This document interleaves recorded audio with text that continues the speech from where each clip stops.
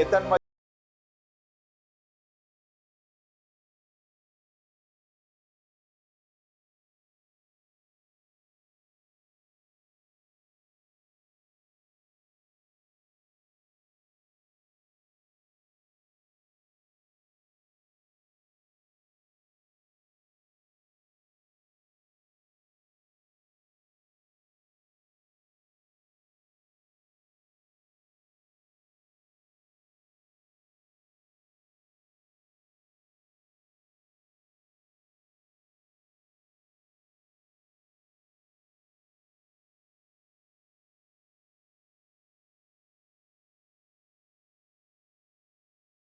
ಮಧ್ಯಪ್ರಾಚ್ಯ ಅಂದರೆ ಮಿಡ್ಲ್ ಈಸ್ಟಲ್ಲಿ ಪ್ರಕ್ಷುಬ್ಧ ಪರಿಸ್ಥಿತಿ ಇರುವುದರಿಂದ ಹಾಗೂ ಅಲ್ಲಿ ಸಂಘರ್ಷ ನಡೀತಾ ಇರುವುದು ತಮಗೆಲ್ಲರಿಗೂ ಗೊತ್ತಿದೆ.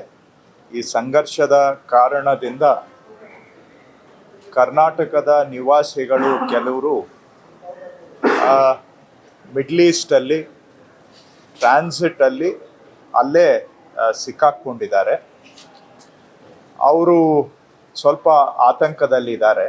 ನಾವು ಹೇಗೆ ಮರಳುವುದು ಅನ್ನುವಂಥ ಪ್ರಶ್ನೆಯನ್ನು ಇಟ್ಕೊಂಡು ಅವರೆಲ್ಲರಿಗೂ ಕೂಡ ನಾನು ಸರ್ಕಾರದ ಪರವಾಗಿ ಆತಂಕಕ್ಕೆ ಒಳಗಾಗಬೇಕಾದಂಥ ಅವಶ್ಯಕತೆ ಇಲ್ಲ ಎಂದು ವಿಶ್ವಾಸವನ್ನು ತುಂಬುವಂಥ ಕೆಲಸ ಮಾಡಲಿಕ್ಕೆ ಬಯಸ್ತೇನೆ.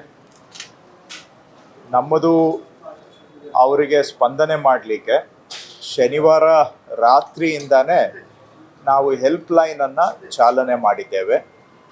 ಈಗಾಗಲೇ ಸುಮಾರು 109 ಅಲ್ಲಿ ಸಿಲುಕಿಕೊಂಡಿರ್ತಕ್ಕಂಥವರು ನಮ್ಮ ಹೆಲ್ಪ್ ಲೈನ್ಗೆ ಕರೆಯನ್ನು ಮಾಡಿ ಅವ್ರದ್ದು ಮಾಹಿತಿಯನ್ನು ನಮಗೆ ಕೊಟ್ಟಿದ್ದಾರೆ.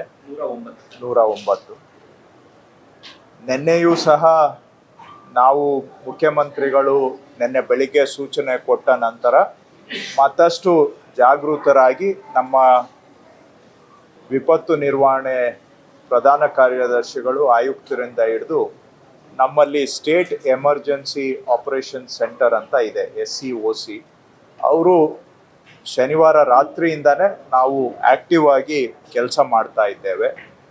ಹಾಗೂ ಭಾರತ ಸರ್ಕಾರದ ಜೊತೆಗೆ ಅಂದರೆ ಮಿನಿಸ್ಟ್ರಿ ಆಫ್ ಎಕ್ಸ್ಟರ್ನಲ್ ಅಫೇರ್ಸ್ ಅವರ ಜೊತೆಗೆ ಪ್ರತಿನಿತ್ಯ ಸಂಪರ್ಕವನ್ನು ಇಟ್ಕೊಂಡು ಯಾವ ಜನ ನಮ್ಮವರು ಸಿಕ್ಕಾಕ್ಕೊಂಡಿದ್ದಾರೆ ಭಾರತ ಸರ್ಕಾರದ ಮುಖಾಂತರ ಅವರನ್ನು ತಲುಪುವಂಥ ಪ್ರಯತ್ನವನ್ನು ಮಾಡ್ತಾ ಇದ್ದೇವೆ.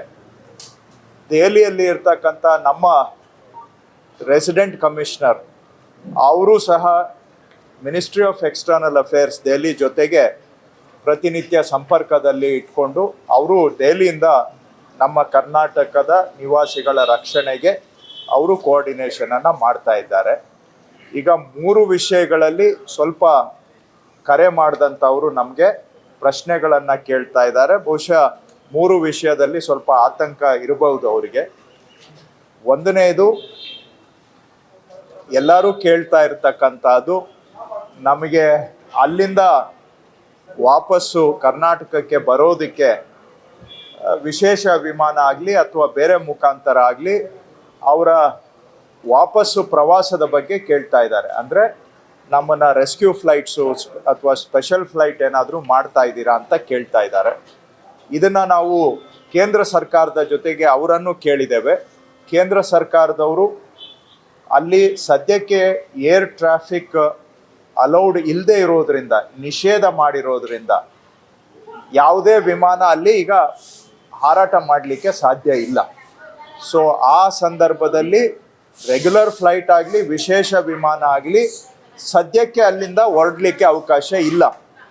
ಆದರೆ ಏರ್ ಟ್ರಾಫಿಕ್ಕು ಕ್ಲಿಯರ್ ಆದ ಕೂಡಲೇ, ಏರ್ ಟ್ರಾಫಿಕ್ಕು ಸದ್ಯಕ್ಕೆ ಏನು ನಿಷೇಧವಾಗಿದೆ ಆ ನಿಷೇಧವನ್ನು ತೆರವು ಮಾಡಿ ವಿಮಾನ ಹಾರಾಟಕ್ಕೆ ಅವಕಾಶ ಆದ ಕೂಡಲೇ ಕೇಂದ್ರ ಸರ್ಕಾರದವರು ವಿಶೇಷ ವಿಮಾನ ಆಗಲಿ ಅಥವಾ ರೆಗ್ಯುಲರ್ ಫ್ಲೈಟ್ಸ್ ಏನಿದ್ದಾವೆ ಏರ್ಲೈನ್ಸ್ ಅವುಗಳ ಮುಖಾಂತರ ವಾಪಸ್ಸು ಪ್ರಯಾಣಕ್ಕೆ ವ್ಯವಸ್ಥೆ ಮಾಡುವಂಥ ವಿಚಾರ ಕೇಂದ್ರ ಸರ್ಕಾರ ಮಾಡ್ತಾ ಇದೆ. ಸೊ ಆದರೆ ಅವೆಲ್ಲವೂ ಸಾಧ್ಯ ಯಾವಾಗ ಅಂದರೆ ಸದ್ಯಕ್ಕೆ ವಿಮಾನಯಾನ ಏನು ನಿಷೇಧ ಆಗಿದೆ, ಆ ನಿಷೇಧ ತೆರವುಗೊಂಡ ಕೂಡಲೇ ರಿಟರ್ನ್ ಬಗ್ಗೆ ಮಾಹಿತಿಯನ್ನು ನೀಡಲಾಗುವುದು. ಸೊ ಅಲ್ಲಿಯವರೆಗೆ ಶಾಂತವಾಗಿ ಇರಬೇಕು ಅಂತ ನಾನು ಮನವಿ ಮಾಡ್ತೇನೆ. ಅದು 1 ವಾರ ಆಗ್ಬೋದು, 4 ದಿನ ಆಗ್ಬೋದು, ಅಥವಾ 10 ದಿನ ಆಗ್ಬೋದು. ಎಲ್ಲಿಯವರೆಗೂ ಕದನ ವಿರಾಮ ಆಗೋದಿಲ್ಲ ಅಲ್ಲಿಯವರೆಗೂ ಸಹ ವಿಮಾನಯಾನಕ್ಕೆ ಈ ಪ್ರದೇಶ ಸೂಕ್ತ ಅಲ್ಲ. ಆ ಮಧ್ಯದಲ್ಲಿ ಏನಾದರೂ ವಿಮಾನಯಾನ ಮಾಡಲಿಕ್ಕೆ ಹೋದರೆ ಆ ವಿಮಾನಕ್ಕೆ ಗಂಡಾಂತರ ಒದಗಿ ಬರಬಹುದು. ಆ ಕಾರಣದಿಂದ ಕದನದಲ್ಲಿ ವಿರಾಮ ಬರುವವರೆಗೆ, ವಿಮಾನ ಹಾರಾಟ ಮತ್ತೆ ಆರಂಭ ಆಗುವವರೆಗೆ ತಾಳ್ಮೆಯಿಂದ ಸಹಕರಿಸಬೇಕು. ಅದು ಅವಕಾಶ ಸಿಕ್ಕ ಕೂಡಲೇ ರಿಟರ್ನ್ಗೆ ಏನು ಅನ್ನುವಂಥದ್ದನ್ನು ಭಾರತ ಸರ್ಕಾರದವರ ಜೊತೆಗೆ ಮಾತನಾಡಿ ನಾವು ನಮ್ಮ ಕರ್ನಾಟಕದ ನಿವಾಸಿಗಳಿಗೆ ಮಾಹಿತಿಯನ್ನು ಕೊಡ್ತೇವೆ. ಇದು ಮೊದಲನೇ ವಿಷಯ, ರಿಟರ್ನ್ ಬಗ್ಗೆ ಕೇಳ್ತಾ ಇರ್ತಕ್ಕಂಥದ್ದು. ಎರಡನೇದು, ಕೆಲವರು ಅಲ್ಲಿ ವಿಮಾನ ನಿಲ್ದಾಣಕ್ಕೆ ಬಂದು ಇಳಿದು ಮುಂದೆ ನಮ್ಮ ಕರ್ನಾಟಕಕ್ಕೆ ಬರುವಂಥ ವಿಮಾನ ಅಲ್ಲಿಂದ ಟೇಕ್ ಆಫ್ ಆಗದೆ ಮಧ್ಯದಲ್ಲಿ ವಿಮಾನ ನಿಲ್ದಾಣದಲ್ಲಿ ಸಿಕ್ಕಾಕೊಂಡಿದ್ದೇವೆ ಅನ್ನುವಂಥದ್ದು ಎರಡನೇ ಸಮಸ್ಯೆ. ಅವರಿಗೆ ಪರಿಹಾರ ಏನಂದರೆ, ನಮ್ಮಲ್ಲಿ ಸ್ಟೇಟ್ ಎಮರ್ಜೆನ್ಸಿ ಆಪರೇಷನ್ ಸೆಂಟರ್ ನಾವು ಈಗಾಗಲೇ ಆ್ಯಕ್ಟಿವೇಟ್ ಮಾಡಿದ್ದೇವೆ. ಅವ್ರದ್ದು ಕಾಂಟ್ಯಾಕ್ಟ್ ನಂಬರು 08022340676 ಅಥವಾ 22253707 22340676 ಅಥವಾ 22253707 ಇವೆರಡು ನಂಬರ್ಗೆ ಫೋನ್ ಮಾಡಬಹುದು. ಇದು ನಮ್ಮ ಹೆಲ್ಪ್ಲೈನ್ ಸಹಾಯವಾಣಿ ಕೇಂದ್ರ. ಯಾರಾದರೂ ಏರ್ಪೋರ್ಟಲ್ಲಿ ನಾವು ಮಧ್ಯದಲ್ಲಿ ಬಂದು ಸಿಕ್ಕಾಕೊಂಡಿದ್ದೇವೆ ಅಂದರೆ ಬಹುಶಃ ದುಬೈ ಏರ್ಪೋರ್ಟ್ನಲ್ಲಿ ಇದ್ದಾರೆ ಅಥವಾ ಬಹರೀನ್ ಏರ್ಪೋರ್ಟ್ನಲ್ಲಿ ಇದ್ದಾರೆ. ಇಲ್ಲಿವರೆಗೂ ನಮಗೆ ಜಾಸ್ತಿ ಕರೆಗಳು ಬಂದಿರೋದು ಈ 2 ಏರ್ಪೋರ್ಟಿಂದಾನೆ. ಆ ಏರ್ಪೋರ್ಟ್ನಲ್ಲಿ ಸಿಕ್ಕಾಕೊಂಡಿದ್ದೇವೆ, ಇಲ್ಲಿಗೆ ಕನೆಕ್ಟಿಂಗ್ ಫ್ಲೈಟು ಟೇಕ್ ಆಫ್ ಆಗ್ತಾ ಇಲ್ಲ, ಏರ್ಪೋರ್ಟ್ನಲ್ಲಿ ಸೌಲಭ್ಯ ಇಲ್ಲ, ಆದರೆ ನಮಗೆ ಹೊರಗಡೆ ಹೋಗಲಿಕ್ಕೆ ವೀಸಾನೂ ಕೂಡ ಇಲ್ಲ. ಈ ಸಮಸ್ಯೆ ಇದ್ದಲ್ಲಿ ನಮಗೆ ಈ ಕಾಲ್ ಸೆಂಟರ್ಗೆ ಫೋನ್ ಮಾಡಿದರೆ ನಾವು ಈ ಮಾಹಿತಿಯನ್ನು ministry of external affairs government of ಇಂಡಿಯಾದವ್ರಿಗೆ ಕೊಟ್ಟು ಅವರಿಂದ ಲೋಕಲ್ ಎಂಬೆಸಿಗೆ ಕಳಿಸ್ಕೊಟ್ಟು ಲೋಕಲ್ ಎಂಬೆಸಿಯವ್ರ ಕಡೆಯಿಂದ ಅವ್ರಿಗೆ ಕಾಂಟ್ಯಾಕ್ಟ್ ಮಾಡಿಸಿ ಲೋಕಲ್ ವೀಸಾ ಸಿಗೋದಕ್ಕೆ ಅವರಿಗೆ ಅನುಕೂಲ ಮಾಡಿಕೊಡ್ಲಿಕ್ಕೆ ಅವಕಾಶ ಮಾಡಿದ್ದೇವೆ. ಸೊ ಇನ್ನೊಂದು ಬಾರಿ ರಿಪೀಟ್ ಮಾಡೋದಾದರೆ, ಈ ಮಾಹಿತಿಯನ್ನು ನಾವು ಯಾರು ಎಲ್ಲಿ ಸಿಕ್ಕಾಕೊಂಡಿದ್ದಾರೆ ಅನ್ನೋದನ್ನು ಗೌರ್ಮೆಂಟ್ ಆಫ್ ಇಂಡಿಯಾಗೆ ಕೊಟ್ಟು ಅವರು ಲೋಕಲ್ ಎಂಬೆಸಿಗೆ ತಲುಪಿಸಿ ಲೋಕಲ್ ಎಂಬೆಸಿನವರು ಆ ಸ್ಟ್ರ್ಯಾಂಡೆಡ್ ಇರುವಂತಹ ಪ್ರವಾಸಿಗರನ್ನು ಸಂಪರ್ಕ ಮಾಡಿ ಅವರಿಗೆ ಲೋಕಲಲ್ಲಿ ವೀಸಾ ಕೊಟ್ಟು ಏರ್ಪೋರ್ಟಿಂದ ಹೊರಗಡೆ ಬರಲಿಕ್ಕೆ ಸಹಾಯವನ್ನು ಮಾಡ್ತಾರೆ, ಸಪೋರ್ಟನ್ನು ಕೊಡ್ತಾರೆ. ಇದು ಎಲ್ಲ ಲೋಕಲ್ ಎಂಬೆಸಿಗಳಿಗೆ ನಾವು ಸೂಚನೆಯನ್ನು ಭಾರತ ಸರ್ಕಾರದವರು ಕೊಟ್ಟಿದ್ದಾರೆ. ಅದಲ್ಲದೆ ನಾವು ನಿಮ್ಮ ಜೊತೆಗೆ ಆ ಎಲ್ಲ ದೇಶಗಳದ್ದು ಲೋಕಲ್ ಎಂಬೆಸಿ ಕಾಂಟ್ಯಾಕ್ಟ್ ನಂಬರ್ಸನ್ನು ಕೂಡ ತಮ್ಮ ಮುಖಾಂತರ ಹಂಚ್ಕೊಳ್ತಾ ಇದ್ದೇನೆ. Israel, Iran, Saudi Arabia, UAE, Qatar, Bahrain, Jordan, Oman, Iraq, Kuwait, Palestine ಇಷ್ಟೂ ದೇಶಗಳಲ್ಲಿ ನಮ್ಮ ಎಂಬೆಸಿ ನಂಬರ್ಸನ್ನು ತಮಗೆ ಕೊಡ್ತೇವೆ. ಸೊ ಅಲ್ಲಿ ಯಾರಾದರೂ ಸಿಕ್ಕಾಕೊಂಡಿದ್ರೆ ದಯವಿಟ್ಟು ನೇರವಾಗಿ ಸ್ಥಳೀಯ ಎಂಬೆಸಿಯನ್ನು ಕಾಂಟ್ಯಾಕ್ಟ್ ಮಾಡ್ಬೋದು. ನಮಗೆ ಕರೆ ಕೊಟ್ಟರೆ ನಾವು ಗೌರ್ಮೆಂಟ್ ಆಫ್ ಇಂಡಿಯಾ ಮುಖಾಂತರ ಅವ್ರಿಗೆ ಮಾಹಿತಿ ಕಳಿಸ್ಕೊಡ್ತೇವೆ. ಇಲ್ಲ ಅಂದರೆ ಡೈರೆಕ್ಟಾಗಿ ಅಲ್ಲಿನ ಎಂಬೆಸಿಗೆ ಕಾಂಟ್ಯಾಕ್ಟ್ ಮಾಡಿದರೆ ಅವರು ವೀಸಾಗೆ, ಟ್ರಾನ್ಸಿಟ್ ವೀಸಾಗೆ ಅರೇಂಜ್ ಮಾಡ್ತಾರೆ ಅಥವಾ ಬೇರೆ ಲೋಕಲ್ ಸಪೋರ್ಟನ್ನು ಕೊಡಬೇಕು ಅಂತ ಅವರಿಗೆ ಭಾರತ ಸರ್ಕಾರ ಸೂಚನೆಯನ್ನು ಕೊಟ್ಟಿದೆ. ಇದು ಅಲ್ಲದೆ ಕೇಂದ್ರ ಸರ್ಕಾರದ್ದು ಸಾರಥಿ ಸಹಾಯ ಅಂತ ಒಂದು ವೆಬ್ ಪೋರ್ಟಲ್ಲಿದೆ, ಅಲ್ಲೂ ಕೂಡ ನೇರವಾಗಿ ಸಂಪರ್ಕ ಮಾಡ್ಬೋದು. ಸೊ 3 ವಿಧಾನ ಇದೆ. ಒಂದು, ನಮ್ಮ ಸ್ಟೇಟ್ ಎಮರ್ಜೆನ್ಸಿ ಆಪರೇಷನ್ ಸೆಂಟರ್ ನಮ್ಮ ಹೆಲ್ಪ್ಲೈನ್ಗೆ ಫೋನ್ ಮಾಡ್ಬೋದು, ನಾವು ಅದನ್ನು ಕೇಂದ್ರ ಸರ್ಕಾರಕ್ಕೆ ಕೊಟ್ಟು ಅಲ್ಲಿಂದ ಎಂಬೆಸಿಗೆ ಕೊಡಿಸ್ತೇವೆ. ಅಥವಾ ನೇರವಾಗಿ ಲೋಕಲ್ ಎಂಬೆಸಿಗೆ ಸಂಪರ್ಕ ಮಾಡ್ಬೋದು. ಅಥವಾ ಕೇಂದ್ರ ಸರ್ಕಾರದ ಸಹಾಯವಾಣಿ ಆನ್ಲೈನಲ್ಲಿ ಸಾರಥಿ ಸಹಾಯ ಅಂತ ಇದೆ, ಅದಕ್ಕೂ ಕೂಡ ಸಂಪರ್ಕ ಮಾಡ್ಬೋದು. ಸೊ ಇದರ ಮುಖಾಂತರ ಲೋಕಲಲ್ಲಿ ಸದ್ಯಕ್ಕೆ ಟೆಂಪ್ರರಿಯಾಗಿ ಏರ್ಪೋರ್ಟಲ್ಲಿ ಸಿಕ್ಕಾಕೊಂಡಿರೋರಿಗೆ ವೀಸಾ ಅರೇಂಜ್ಮೆಂಟ್ಸನ್ನು ಮಾಡಿ ಏರ್ಪೋರ್ಟಿಂದ ಹೊರಗಡೆ ಬಂದು ಹೋಟೆಲಲ್ಲಿ ಅಕಾಮಿಡೇಷನ್ ತಗೊಂಡು ಈ ಗಲಭೆ ಕಡಿಮೆ ಆಗೋವರೆಗೂ ಕಾಯಲಿಕ್ಕೆ ಅವಕಾಶ ಆಗತ್ತೆ. ಇನ್ನು ಮೂರನೇ ವಿಷಯ, ಇವ್ರಿಗೆ ಅಲ್ಲಿ ಅಕಾಮಿಡೇಷನ್ನು ಮತ್ತೊಂದು ಮಗದೊಂದು ಅದರ ಖರ್ಚು ವೆಚ್ಚಗಳ ಬಗ್ಗೆನೂ ಕೂಡ ಕೆಲವು ಪ್ರಶ್ನೆಗಳು ಬಂದಿದ್ದಾವೆ. ನಾವು ನೇರವಾಗಿ ಆಯಾ ದೇಶಗಳಲ್ಲಿ ಅಲ್ಲಿ ಹೋಟೆಲ್ ಖರ್ಚನ್ನು ಕೊಡಲಿಕ್ಕೆ ನಮಗೆ ಯಾವುದು ಸಾಧನ ಇಲ್ಲ. ಮತ್ತು ಒಂದು ರಾಜ್ಯ ಸರ್ಕಾರ ಹೊರದೇಶದಲ್ಲಿ ಏನೇ ಮಾಡಬೇಕಾದ್ರೂ ಕೇಂದ್ರ ಸರ್ಕಾರದ ಮುಖಾಂತರವಾಗಿ ಮಾಡಬೇಕಾದಂಥ ಅವಶ್ಯಕತೆ ಇರುತ್ತೆ. ಆದಾಗ್ಯೂ ಸಹ ನಮ್ಮ ಕರ್ನಾಟಕದ ನಿವಾಸಿಗಳು ಅಲ್ಲಿ ಏನಾದರೂ ಸಿಕ್ಕಾಕೊಂಡು ಹೋಟೆಲಲ್ಲಿ ಖರ್ಚು ವೆಚ್ಚಕ್ಕೆ ಹಣ ಇಲ್ಲ ಅಂತ ಹೇಳಿದ್ರೆ ನಾವು ಭಾರತ ಸರ್ಕಾರಕ್ಕೆ ಮನವಿ ಮಾಡಿದ್ದೇವೆ. ಅಲ್ಲಿ ಎಂಬಸಿಯವರ ಮುಖಾಂತರ ಅದಕ್ಕೆ ಬೇಕಾದಂತಹ ವ್ಯವಸ್ಥೆಗಳನ್ನು ಮಾಡಿ ಆ ಖರ್ಚನ್ನು ಕರ್ನಾಟಕ ಸರ್ಕಾರ ಭರಿಸುತ್ತದೆ. ಕೇಂದ್ರ ಸರ್ಕಾರದವರು ಎಷ್ಟು ಖರ್ಚಾಗಿದೆ ಅಂತ ನಮಗೆ ಕೊಟ್ಟರೆ ಅದು ಎಷ್ಟೇ ಖರ್ಚಾಗಿದ್ರೂ ಕೂಡ ಅದನ್ನು ಭರಿಸಲಿಕ್ಕೆ ನಾವು ಸಿದ್ಧರಿದ್ದೇವೆ ಅನ್ನುವಂಥ ವಿಷಯವನ್ನು ಕೇಂದ್ರ ಸರ್ಕಾರದ ಗಮನಕ್ಕೆ ನಾವು ತಂದಿದ್ದೇವೆ. ಆದರೆ ಲೋಕಲಲ್ಲಿ ಬೇರೆ ದೇಶದಲ್ಲಿ ಆಪ್ರೇಟ್ ಮಾಡಬೇಕಾದ್ರೆ ನಾವು ಭಾರತ ಸರ್ಕಾರದ ಮುಖಾಂತರವಾಗಿ ನಾವು ಆಪ್ರೇಟ್ ಮಾಡಬೇಕಾಗುತ್ತೆ. ಸೊ ಅಲ್ಲಿ ಎಂಬಸಿಯವರಿಗೆ ಕರ್ನಾಟಕದ ನಿವಾಸಿಗಳಿಗೆ ಏನಾದರೂ ಹೋಟೆಲು ಖರ್ಚು ವೆಚ್ಚ ಬಂದರೆ ಅದನ್ನು ಭರಿಸಲಿಕ್ಕೆ ಕರ್ನಾಟಕ ಸರ್ಕಾರ ತಯಾರಿದೆ. ಅದನ್ನು ಎಂಬಸಿ ಮುಖಾಂತರ ಗೌರ್ಮೆಂಟ್ ಆಫ್ ಇಂಡಿಯಾ ಮುಖಾಂತರ ನಮಗೆ ಬಂದರೆ ಆ ಖರ್ಚು ವೆಚ್ಚವನ್ನು ಕೂಡ ಕರ್ನಾಟಕ ಸರ್ಕಾರ ಭರಿಸಲಿಕ್ಕೆ ಸಿದ್ಧವಾಗಿದೆ ಅನ್ನುವಂಥದ್ದು ವಿಷಯ. ಇಷ್ಟು ವಿಷಯಗಳು ಇವತ್ತು ನಿನ್ನೆ ಕೇಂದ್ರ ಸರ್ಕಾರದ ಸಂಪುಟ ಉಪಸಮಿತಿ cabinet sub committee on security ನಿನ್ನೆ ಸಂಜೆ ಭೇಟಿ ಮಾಡಿದೆ. ಆದರೆ ಅವರು ಇನ್ನೂವರೆಗೂ ಕೂಡ ಏನು ಅಧಿಕೃತವಾಗಿ ನಮಗೆ ಯಾವುದೇ ಪಬ್ಲಿಕ್ಗೆ ಇನ್ಫಾರ್ಮೇಷನ್ ಕೊಟ್ಟಿಲ್ಲ, ನಮಗೂ ಕೂಡ ಇನ್ನೂ ಇನ್ಫಾರ್ಮೇಷನ್ ಏನು ಕೊಟ್ಟಿಲ್ಲ ಏನು ತೀರ್ಮಾನ ಆಗಿದೆ ಅಂತ. ನಾವು ಕೂಡ ಸುದ್ದಿ ಮಾಧ್ಯಮದ ಮುಖಾಂತರ ಬೇರೆ ಬೇರೆ ದೇಶಗಳ ಸುದ್ದಿ ಮಾಧ್ಯಮದ ಮುಖಾಂತರ ತಿಳಿದು ಬಂದ ಹಾಗೆ ಇನ್ನೂ ಒಂದು ವಾರದಷ್ಟು ಈ ಕದನ ಮುಂದುವರಿಯುವ ಸಾಧ್ಯತೆ ಇದೆ ಅನ್ನುವಂಥದ್ದು. ಸೊ ನಾವು ನಮ್ಮ ಕರ್ನಾಟಕದ ನಿವಾಸಿಗಳು ಹೊರಗಡೆ ಎಲ್ಲಿ ಸಿಕ್ಕಾಕೊಂಡಿದ್ದಾರೆ ಅವರ ನೆರವಿಗೆ ನಾವು ಎಲ್ಲ ಪ್ರಯತ್ನವನ್ನು ಮಾಡ್ತಾ ಇದ್ದೇವೆ. ಏತನ್ಮಧ್ಯೆ ಯಾರೂ ಆತಂಕಕ್ಕೆ ಒಳಗಾಗಬಾರದು. ಆತಂಕದಿಂದ ಏನೂ ಸಾಧನೆ ಮಾಡಲಿಕ್ಕೆ ಆಗೋದಿಲ್ಲ. ಇದು ಅನಿರೀಕ್ಷಿತ ಒಂದು ಘಟನೆ. ಇದರಲ್ಲಿ ನಿಮ್ಮ ಸರ್ಕಾರ ನಿಮ್ಮ ಜೊತೆಗೆ ನಿಂತಿದೆ. ನಾವು ನಮ್ಮ ಎಲ್ಲ ಶಕ್ತಿಯನ್ನು ಪ್ರಯೋಗ ಮಾಡಿ ನಿಮಗೆ ಸಕಾಲದಲ್ಲಿ ನೆರವನ್ನು ಕೊಡುವಂಥದ್ದು ನಮ್ಮ ಜವಾಬ್ದಾರಿ ಇದೆ. ಆ ಕೆಲಸವನ್ನು ನಿಮ್ಮ ಸರ್ಕಾರ ಭಾಳ ಜವಾಬ್ದಾರಿಯುತವಾಗಿ ಮಾಡ್ತಾ ಇದೆ. ಆದರೆ ಅವಕಾಶ ಸಿಗುವವರೆಗೆ ಎಲ್ಲರೂ ಕೂಡ ಶಾಂತಿಯಿಂದ ಇರಬೇಕು ಅಂತ ನಾನು ಮನವಿಯನ್ನು ಮಾಡ್ತಾ ಇದ್ದೇನೆ. ನಮ್ಮ ಹೆಲ್ಪ್ಲೈನ್ ಜೊತೆ ಸಂಪರ್ಕ ಇಟ್ಕೊಳ್ಳಿ. ಅದು ಏನೇ ಸಮಸ್ಯೆ ಇದ್ರೂ ಅದಕ್ಕೆ ಸ್ಪಂದಿಸ್ತಕ್ಕಂಥ ಕೆಲಸ ಭಾರತ ಸರ್ಕಾರದ ಸಹಾಯದಿಂದ ಭಾರತ ಸರ್ಕಾರದ ಮುಖಾಂತರ ನಾವು ನಿರಂತರವಾಗಿ ಅದನ್ನು ಮಾಡ್ತಾ ಇದ್ದೇವೆ. ಇದೂ ಅಲ್ಲದೆ ಡಿಸ್ಟ್ರಿಕ್ಟ್ ಲೆವೆಲ್ ಹೆಲ್ಪ್ಲೈನನ್ನು ಕೂಡ ನಾವು ಆ್ಯಕ್ಟಿವೇಟ್ ಮಾಡಿದ್ದೇವೆ ಪ್ರತಿ ಜಿಲ್ಲೆಗೆ.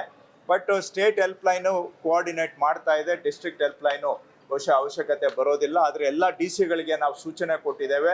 ಆ ಜಿಲ್ಲೆಯವರು ಯಾರ್ಯಾರು ಎಲ್ಲೆಲ್ಲಿ ಸ್ಟ್ಯಾಂಡರ್ಡ್ ಇದ್ದಾರೆ ಅವ್ರ ಜೊತೆ ಕೋಆರ್ಡಿನೇಷನ್ ಮಾಡಬೇಕು ಅಂತಲೂ ಕೂಡ ನಾವು ಸೂಚನೆಯನ್ನು ಕೊಟ್ಟಿದ್ದೇವೆ. ಒಟ್ಟಾರೆ ಸರ್ಕಾರ ಶನಿವಾರ ರಾತ್ರಿಯಿಂದನೇ ಎಚ್ಚೆತ್ತುಕೊಂಡು ಇವರನ್ನು ಎಲ್ಲೆಲ್ಲಿ ಇದ್ದಾರೆ ಅವ್ರಿಗೆ ನೆರವಿಗೆ ಈ ಸಂದರ್ಭದಲ್ಲಿ ಏನು ಮಾಡಲಿಕ್ಕೆ ಸಾಧ್ಯ ಅದನ್ನು ಸರ್ಕಾರ ನಿರಂತರವಾಗಿ ಮಾಡ್ತಾ ಇದೆ.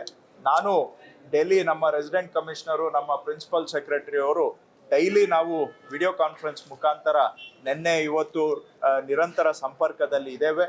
ಸೆಂಟ್ರಲ್ ಗೌರ್ಮೆಂಟ್ ಜೊತೆಗೂ ಕೋಆರ್ಡಿನೇಷನ್ ಮಾಡ್ತಾ ಇದ್ದೇವೆ. ಆದರೆ ಇವಾಗ ಎವ್ಯಾಕ್ಯುಯೇಷನ್ ಯಾವಾಗ ಮಾಡಬಹುದು ಅನ್ನೋದಕ್ಕೆ ಸೆಂಟ್ರಲ್ ಗೌರ್ಮೆಂಟಿಂದ ಇನ್ನೂ ಸ್ಪಷ್ಟ ಉತ್ತರ ಇಲ್ಲ. ಯಾಕಂದರೆ ಕದನ ನಡೀತಾ ಇರೋದ್ರಿಂದ ಅದು ಸ್ಪಷ್ಟತೆ ಬಂದ ಕೂಡಲೇ ಮುಂದಿನ ಯೋಜನೆನೂ ನಾವು ರೆಡಿ ಮಾಡ್ಕೊಂಡಿದ್ದೇವೆ. ಎವ್ಯಾಕ್ಯುಯೇಷನ್ ಸ್ಟಾರ್ಟ್ ಆದ ತಕ್ಷಣ ಏನು ಮಾಡಬೇಕು ಅನ್ನೋದು ನಮ್ಮ ಹತ್ರ ಪ್ಲ್ಯಾನ್ ಇದೆ. ಆದರೆ ಅದು ಈಗ ನಾನು ಅದ್ರ ಬಗ್ಗೆ ಮಾತಾಡಲಿಕ್ಕೆ ಹೋಗೋದಿಲ್ಲ. ಯಾಕಂದರೆ ಎವ್ಯಾಕ್ಯುಯೇಷನ್ಗೆ ಬಂದಾಗ ಅದನ್ನು ನಾವು ರೆಡಿ ಮಾಡ್ಕೊಂಡಿದ್ದೇವೆ. ಈಗ ಆಲ್ರೆಡಿ ಆ ಎವ್ಯಾಕ್ಯುಯೇಷನ್ ಪ್ಲ್ಯಾನನ್ನು ಕೂಡ ಇಂಪ್ಲಿಮೆಂಟ್ ಮಾಡ್ತೇವೆ. ಸದ್ಯಕ್ಕೆ 109 ಜನ ನಮಗೆ ಕರೆ ಮಾಡಿದ್ದಾರೆ. ಇನ್ನೂ ಯಾರಾದರೂ ಇದ್ದರೆ ಅವರು ಕರೆ ಮಾಡಿದರೆ ಅವರ ಮಾಹಿತಿನೂ ನಮಗೆ ಸಿಗುತ್ತೆ. ಸೊ ಹೆಲ್ಪ್ಲೈನ್ಗೆ ಕರೆ ಮಾಡಿದರೆ ಅವ್ರಿಗೇನ ಅವರು ಕಂಫರ್ಟೇಬಲ್ ಆಗಿದ್ರೆ ಫೋನ್ ಮಾಡಿ ಅಂತ ನಾನೇನು ಬಲವಂತ ಮಾಡಕ್ ಹೋಗೋದಿಲ್ಲ. ಆತಂಕದಲ್ಲಿ ಇದ್ರೆ ಅವರು ನಮಗೆ ಸಂಪರ್ಕ ಮಾಡಲಿ. 109ರಲ್ಲಿ 100 ಜನ ದುಬೈನಲ್ಲೇ ಇದ್ದಾರೆ, 9 ಜನ ಬಹ್ರೇನ್ನಲ್ಲಿ ಇದ್ದಾರೆ. ಅದರಲ್ಲಿ ಅತಿ ಹೆಚ್ಚು ಬಳ್ಳಾರಿ ಜಿಲ್ಲೆಯವರು ಇದ್ದಾರೆ, ಅದು ಬಿಟ್ಟರೆ ಬ್ಯಾಂಗ್ಳೂರ್ನವರು ಇದ್ದಾರೆ. ಈಗ ಯುರೋಪಲ್ಲಿ ಅಥವಾ ನೀವು ಈ ಕಡೆ ಏಷ್ಯಾದಲ್ಲಿ, ಯುರೋಪಲ್ಲಿ, ಅಮೆರಿಕಾದಲ್ಲಿ ಇದ್ದರೆ ವಯಾ ಮಿಡ್ಲ್ ಈಸ್ಟ್ ಬರೋದರ ಬದಲಿಗೆ ಬೇರೆ ರೂಟಲ್ಲಿ ಬರಬಹುದು ಅಂಥವ್ರಿಗೆ ಕೆಲವ್ರಿಗೆ ಅವಕಾಶ ಇದೆ. ಸೊ ಅಂದರೆ ಯುರೋಪಲ್ಲಿ ಸ್ಟಕ್ ಆಗಿದ್ದಾರೆ, ಅವ್ರು ಇನ್ನೂ ಟೇಕ್ ಆಫೇ ಆಗಿಲ್ಲ ಅಲ್ಲಿಂದ. ಅವರು ಮಿಡ್ಲ್ ಈಸ್ಟ್ಗೆ ಬಂದು ಅಲ್ಲಿ ಫ್ಲೈಟ್ ಚೇಂಜ್ ಮಾಡಿ ಇಂಡಿಯಾಗೆ ಬರುವಂಥವರು ಇನ್ನೂ ಯುರೋಪಲ್ಲೇ ಇದ್ದಾರೆ ಸುಮಾರು ಜನ, ಅಮೆರಿಕಾದಲ್ಲೂ ಇದ್ದಾರೆ, ಏಷ್ಯಾದ ಕೆಲವು ಭಾಗದಲ್ಲೂ ಕೂಡ ಇದ್ದಾರೆ. ಸೊ ಅವರು ಬೇರೆ ಮಿಡ್ಲ್ ಈಸ್ಟ್ ರೂಟ್ ಅಲ್ಲದೆ ಬೇರೆ ರೂಟ್ ಮುಖಾಂತರವಾಗಿ ತಲುಪಬಹುದು. ಅಂದರೆ ಈಗ ಸಿಂಗಪೂರ್ ಏರ್ಲೈನ್ಸ್ ಇರುತ್ತೆ, ಬ್ಯಾಂಕಾಕ್ ಏರ್ಲೈನ್ಸ್ ಇರುತ್ತೆ, ಕ್ಯಾಥೆ ಪೆಸಿಫಿಕ್ ಇರುತ್ತೆ, ಇವಕ್ಕೆಲ್ಲ ಬಹುಶಃ ಇಷ್ಟು ಮಟ್ಟಿಗೆ ಏನು ತೊಂದರೆ ಆಗೋದಿಲ್ಲ. ಸೊ ಅವರು ಆ ರೂಟಿಂದ ವಾಪಸ್ ಬರಲಿಕ್ಕೆ ಅವಕಾಶ ಇರುತ್ತೆ. ಸೊ ಏಷ್ಯನ್ ಕ್ಯಾರಿಯರ್ಸ್ ಮುಖಾಂತರ ಬರಲಿಕ್ಕೆ ಅವಕಾಶ ಇರುತ್ತೆ. ಅದು ಅವರವರ ಟ್ರಾವೆಲ್ ಏಜೆಂಟ್ ಜೊತೆ ಮಾತಾಡಿಕೊಂಡು ಅದನ್ನ ಕೋಆರ್ಡಿನೇಟ್ ಮಾಡ್ಬೋದು.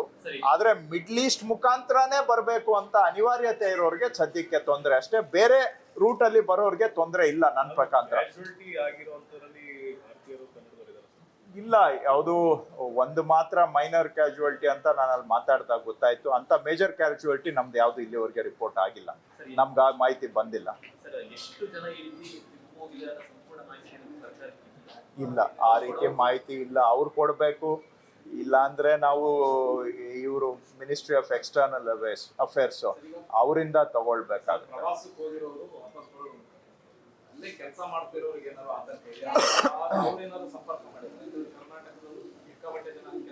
ಇದಾರೆ. ಈಗ ನಾನು ಕೆಲವ್ರ ಹತ್ರ ಮಾತಾಡಿದೆ, ಕೆಲವರು ಶಾಸಕರು ಅಲ್ಲಿ ಸ್ಟಕ್ ಆಗಿರೋರು ಅವ್ರ ಹತ್ರನೂ ಮಾತಾಡಿದೆ. ಅಲ್ಲಿ ಒಂದು ಈ ಮಿಡ್ಲ್ ಈಸ್ಟ್ ಅಲ್ಲೇ ಇರೋರು, ತಾತ್ಕಾಲಿಕವಾಗಿ ಅಲ್ಲೇ ವಾಸ ಮಾಡ್ತಾ ಇರುವಂಥವ್ರು, ಉದ್ಯೋಗದಲ್ಲಿರುವಂಥವ್ರು, ಅವ್ರಿಗೆ ನಾವು ಮನವಿ ಮಾಡುವಂಥದ್ದು, ಲೋಕಲ್ ಗೌರ್ಮೆಂಟ್ ಅವರು ಏನು ಸಲಹೆ ಸೂಚನೆ ಕೊಡ್ತಾರೆ ಅದನ್ನ ದಯವಿಟ್ಟು ಫಾಲೋ ಮಾಡಬೇಕು, ಅದನ್ನ ಸ್ಟ್ರಿಕ್ಟ್ ಆಗಿ ಫಾಲೋ ಮಾಡಬೇಕು. ಅವ್ರೇನು ಮನೆಯಿಂದ ಹೊರಗಡೆ ಬರಬಾರ್ದು ಹಾಗೂ ಓಡಾಡಬಾರ್ದು, ಇಂಥ ಸಮಯದಲ್ಲಿ ಕರ್ಫ್ಯೂ ಇರುತ್ತೆ, ಇಂಥ ಸೂಚನೆಗಳನ್ನು ದಯವಿಟ್ಟು ಅಲ್ಲಿ ಪಾಲನೆ ಮಾಡಬೇಕು. ಮಿಡ್ಲ್ ಈಸ್ಟಲ್ಲಿ ಇರ್ತಕ್ಕಂತಹ ವಾಸ ಮಾಡ್ತಾ ಇರ್ತಕ್ಕಂಥ ಕರ್ನಾಟಕದ ನಿವಾಸಿಗಳಿಗೆ ನಾನು ಮನವಿ ಮಾಡೋದು. ಹಾಗೂ ಎರಡನೇದು, ಲೋಕಲ್ ಎಂಬೆಸಿ ಹತ್ರ ದಯವಿಟ್ಟು ರಿಜಿಸ್ಟರ್ ಮಾಡ್ಕೊಳ್ಳಿ. ಅವರು ಟೈಮ್ ಟು ಟೈಮ್ ಏನೇ ಬೇಕಾದರೂ ಕೂಡ ಲೋಕಲ್ ಎಂಬೆಸಿ ನಮಗೆ ಎಲ್ಲರಿಗೂ ನೇರವಾಗಿ, ನಾವು ಕರ್ನಾಟಕ ಸರ್ಕಾರ ನಿಮಗೆ ತಲುಪಬೇಕಾದ್ರೂ ಲೋಕಲ್ ಎಂಬೆಸಿ ಮುಖಾಂತರ ನಾವು ತಲುಪಬೇಕಾಗುತ್ತೆ. ಸೊ ಹಾಗಾಗಿ ಲೋಕಲ್ ಎಂಬೆಸಿಯಲ್ಲಿ ರಿಜಿಸ್ಟರ್ ಮಾಡ್ಕೊಳ್ಳಿ, ನಿಮಗೆ ಟೈಮ್ ಟು ಟೈಮ್ ನಾವು ಸಲಹೆ ಸೂಚನೆಯನ್ನು ಕೊಡ್ತೇವೆ. ಸದ್ಯಕ್ಕೆ ಏನಿಲ್ಲ, ನಮ್ಮ ರೆಸಿಡೆಂಟ್ ಕಮಿಷನರು ಅದನ್ನೆಲ್ಲ ಅವ್ರಿಗೆ ಫಾಲೋ ಅಪ್ ಮಾಡ್ತಾ ಇದ್ದೀವಿ. ಅವ್ರದ್ದು ಸ್ಟ್ಯಾಂಡರ್ಡ್ ಪ್ರೋಟೋಕಾಲ್ ಇದೆ, ಇಂಥ ಸನ್ನಿವೇಶದಲ್ಲಿ ಏನು ಮಾಡಬೇಕು ಅವರು ಆ ಪ್ರೋಟೋಕಾಲ್ಗೆ ಸ್ಟಿಕ್ ಆಗ್ತಾ ಇದ್ದಾರೆ ಅಷ್ಟೇ. ಅವರು ಅದರಿಂದ ಏನು ನೀವು ಎಷ್ಟು ಒತ್ತಡ ಹಾಕಿದ್ರು ಅವ್ರು ನಮ್ಮ ಪ್ರೋಟೋಕಾಲ್ ಅಷ್ಟೇ ಹೇಳ್ತಾರೆ. ನಾವಾದರೂ ಒತ್ತಡಕ್ಕೆ ರೆಸ್ಪಾಂಡ್ ಮಾಡ್ತೇವೆ, ಬಟ್ ಅವ್ರದ್ದು ಸ್ಟ್ಯಾಂಡರ್ಡ್ ಪ್ರೋಟೋಕಾಲ್ ಇದೆ, ಅದನ್ನು ಫಾಲೋ ಮಾಡ್ತಾ ಇದ್ದೀವಿ. ನಾವು ಕೇಳಿದ್ರು ಅಷ್ಟೇ ಹೇಳ್ತಾರೆ. ಮತ್ತಷ್ಟು ವಿಶೇಷ ವಿಡಿಯೋಗಳನ್ನು ನೋಡಲು ಮತ್ತು ಹೊಸ ವಿಡಿಯೋಗಳ ಬಗ್ಗೆ ತಿಳಿಯಲು ಈ ದಿನ .com ಯೂಟ್ಯೂಬ್ ಚಾನೆಲ್ ಸಬ್ಸ್ಕ್ರೈಬ್ ಮಾಡಿ ಮತ್ತು ಬೆಲ್ ಐಕಾನ್ ಕ್ಲಿಕ್ ಮಾಡಿ.